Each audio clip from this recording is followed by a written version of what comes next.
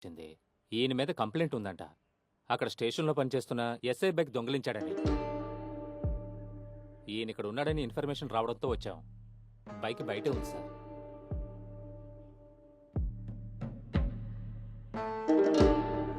Key ఇవ్వరా.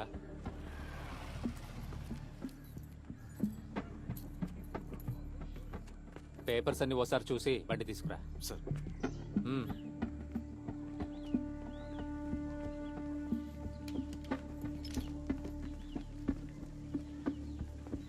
Sir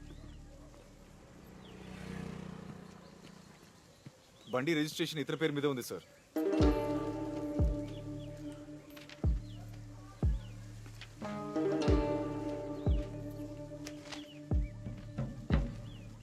కేవు ఏంటి ఎగతాళ్ళా? వదిలే మిత్రమా, లీవ్లో వెళ్లకుండా ఉండుంటే నేను నీ పోస్ట్లో ఉండేవాడిని.